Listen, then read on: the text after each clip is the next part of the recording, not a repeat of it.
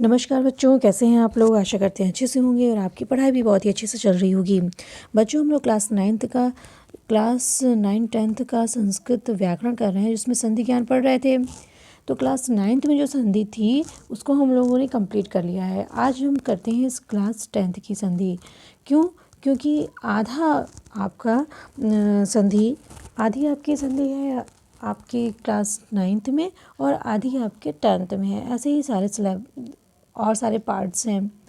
ठीक है, तो आपकी स्वर संधि और हल संधि हम लोग क्लास 9th में पढ़ चुके हैं और अब हम लोग क्लास 10th में विसर्ग संधि पढ़ेंगे। ठीक है, देख लीजिए इसके थोड़े से भाग को, जैसे कि ये संधि के भेद बता दिया है इसमें क्लास 10th में कि ये अच संधि है, हल संधि है, ये आपने पढ़ लिया है। अब हम लोग विसर्ग संधि पे आएंगे। व्यंजन संधि में अब श्चुत्व, जश्त्व, अनुस्वार, श्रुत्व, चरत्व और परसवर्ण संधि आप पढ़ चुके हैं। मनुस्वार संधि ये भी आप पढ़ चुके हैं, इस पर प्रैक्टिस भी हो चुकी है। परसवर्ण संधि भी आप पढ़ चुके हैं। अब आप जो पढ़ने वाले हैं वो है विसर्ग संधि। विसर्ग संधि को थोड़ा सा ध्यान से समझिएगा क्योंकि विसर्ग संधि बहुत ही महत्वपूर्ण है, तो इसको आपको ध्यान से समझना है। देखिए, विसर्ग के साथ किसी स्वर या व्यंजन के मिलने से जो परिवर्तन होता है उसे हम विसर्ग संधि कहते हैं। ठीक है, आप हल संधि के साथ इसको टैली करते हुए चलिए। ऐसे ही था, जब आप व्यंजन का मिलान किसी भी व्यंजन पाद में व्यंजन या फिर स्वर से होता है तो वहाँ व्यंजन संधि होती है। लेकिन विसर्ग के साथ यदि विसर्ग है और उसके बाद आपका व्यंजन हो या तो स्वर हो, ठीक है, व्यंजन हो या तो स्वर हो, तो वो क्या कहलाएगी? विसर्ग संधि कहलाएगी। हरिश्चलति, अब विसर्ग के बाद च आ गया है, श आ गया है। ये क्यों श आया है ये अभी हम जानेंगे। रामः चलति, रामश्चलति हो गया। शिशु अपतत, देखिए र है ना, ये विसर्ग का है। जब आप विच्छेद करेंगे तो र विसर्ग में परिवर्तित हो जाता है। पहला आपका सूत्र है विसर्जनीय सहसूत्र। ठीक है, आपकी हल संधि में जो भी सूत्र थे उसको नाम दे दिया था, श्चुत्व संधि, जश्त्व संधि। लेकिन आप यहाँ पे आप विसर्ग संधि भी देंगे, डायरेक्ट सूत्र से आपकी मुलाकात होगी, डायरेक्ट आप सूत्र समझेंगे। पहला सूत्र है विसर्जनीय सहसूत्र। देखिए क्या कहता है विसर्जनीय सहसूत्र। यदि विसर्ग के पश्चात क, ख, च, छ, ट, ठ, त, थ, प, फ या श, स में से कोई वर्ण हो तो विसर्ग के स्थान पर स हो जाता है। ठीक है, अब ये जो वर्ण है ये आप जानते हैं क्या है? ये डायरेक्ट आप कह दीजिए खर प्रत्याहार। ठीक, पहले आप पढ़ चुके हैं कि खर प्रत्याहार में कौन कौन से वर्ण आते हैं। खर प्रत्याहार में वर्गों का प्रथम और द्वितीय वर्ण आता है और ऊष्म वर्ण आता है। ठीक है, वर्गों का प्रथम और द्वितीय वर्ण और ऊष्म वर्ण आते हैं खर प्रत्याहार में, जिसमें से कि ह को आप छोड़ दीजिए। तो ये प्रथम और द्वितीय वर्ण और ऊष्म वर्ण, यानी कि विसर्ग के बाद यदि खर प्रत्याहार हो तो विसर्ग के स्थान पर क्या हो जाता है? स आदेश हो जाता है। ठीक, यही कहता है विसर्जनीय सहसूत्र। देखिए क्या है मुनि तपति, विसर्ग के बाद क्या आ गया? त क्या है? खर है, तो विसर्ग के स्थान पर क्या हो जाएगा? स आदेश हो जाएगा। वही हुआ है मुनिस तपति। यशः तनोति, फिर आया खर त, तो विसर्ग के स्थान पर क्या हो जाएगा? आधा स हो जाएगा। ठीक है, यशस् तनोति। नमः ते, नमस्ते। ठीक, छात्र चलति। अब देखिए विसर्ग के बाद छात्र चलति में क्या आ गया है? च आ गया है, तो ये विसर्ग किस में बदल जाएगा? स में बदल जाएगा। ठीक, और यहाँ पे च है ही विद्यमान।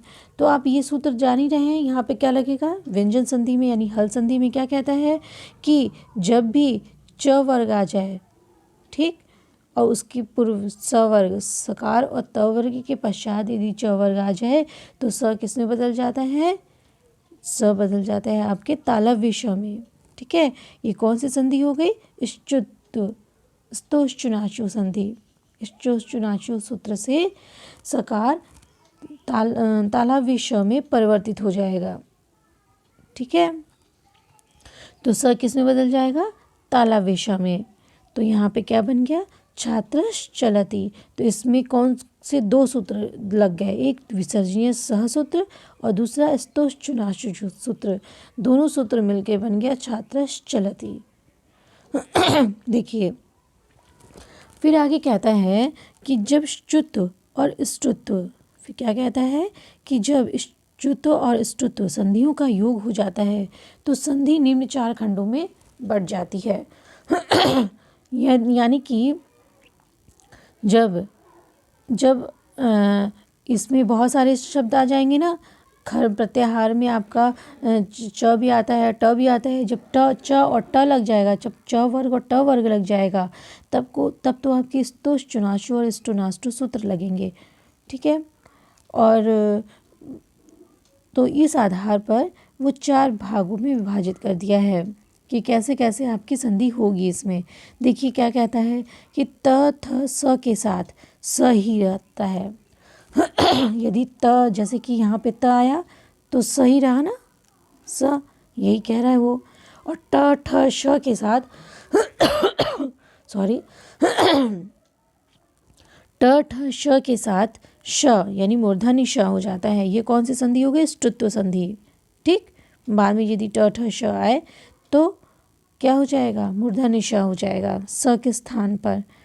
एक तो ये संधि होगी जिसमें ष्टुत्व संधि लगेगी, और दूसरी होगी च छ और श के साथ श हो जाता है। ये होगी स्तोश्चुनाचु संधि।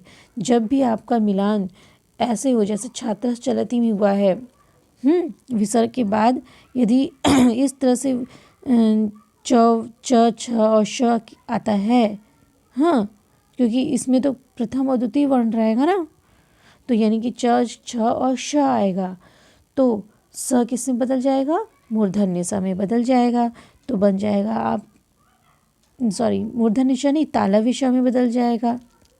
हाँ, स्तोश्चुनाचु संधि है ना, तो हो जाएगा आपका, क्या हो जाएगा, स्तोश्चुनाचु संधि हो जाएगी।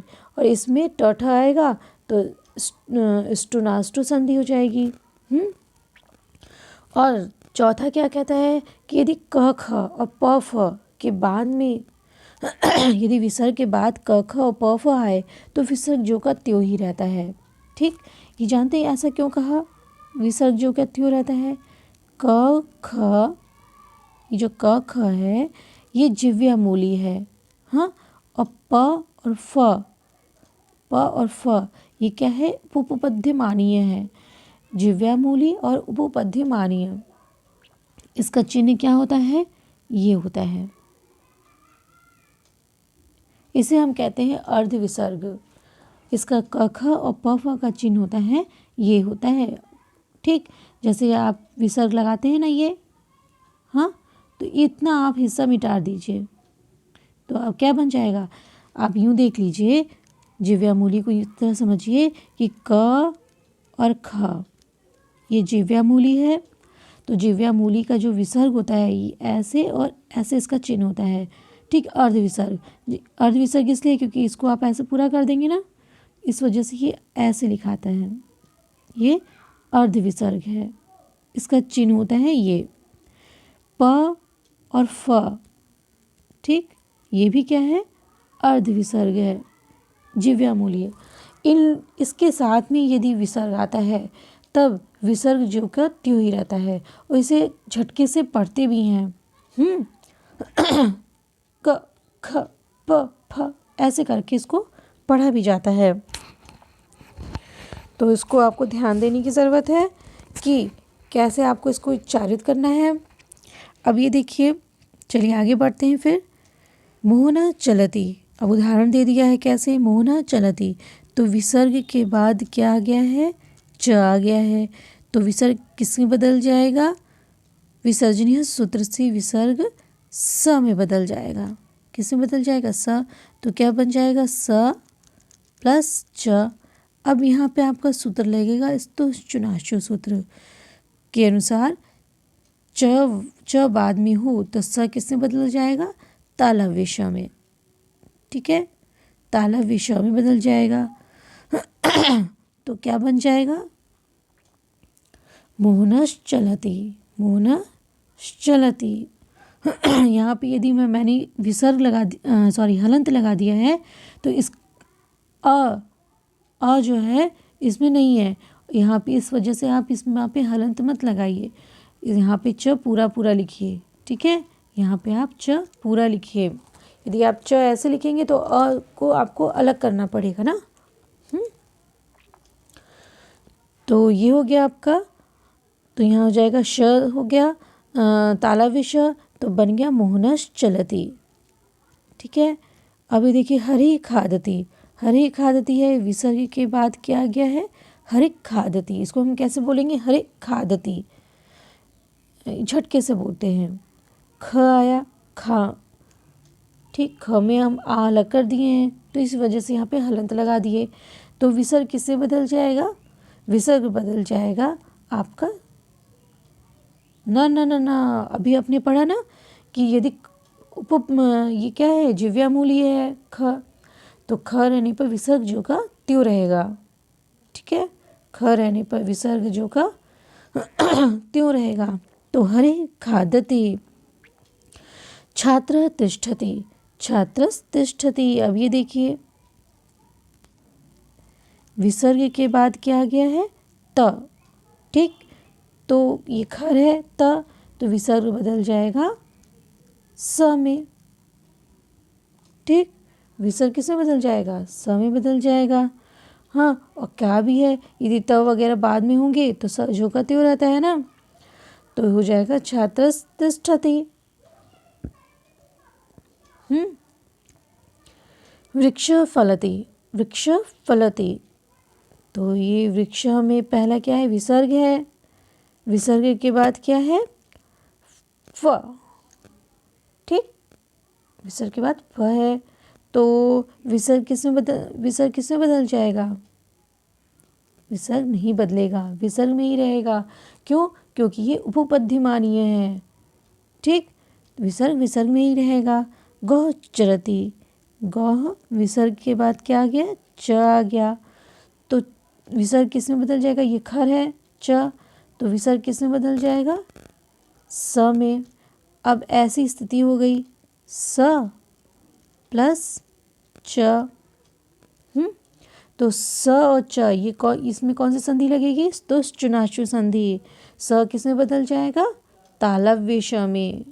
स बदल जाएगा आपके तालव्य श में, तो क्या बन गया, गौश्चरति। ठीक है, ये है आपका विसर्जनीय सहसूत्र, विसर्जनीय सहसूत्र। इस पे आप प्रैक्टिस करिए, खूब प्रैक्टिस करिए। अब इसको हम लोग देख ही लेते हैं नदा, या तो हम लोग इसका जो प्रैक्टिस है इसको हम लोग कल करेंगे। ठीक है, वीडियो ज़्यादा लंबा हो जाएगा, पहले आप इस पर थोड़ा सा अभ्यास कर लीजिए, इसको पहले समझ लीजिए, फिर हम लोग कल जब हम इसका अभ्यास करने लगेंगे तो आपको आसानी से समझ में आने लगेगा। ठीक, तो कल की वीडियो में देखते हैं इसका अगले का अभ्यास, और जो शुरू सूत्र भी हम लोग पढ़ेंगे कल। ठीक है, ये वीडियो आपको कैसा लगा ज़रूर बताइएगा। अच्छा लगा हो तो लाइक कर दीजिए, सब्सक्राइब कर दीजिए और अपने दोस्तों को शेयर ज़रूर कर दीजिएगा। ठीक है, मिलते हैं अगले वीडियो में।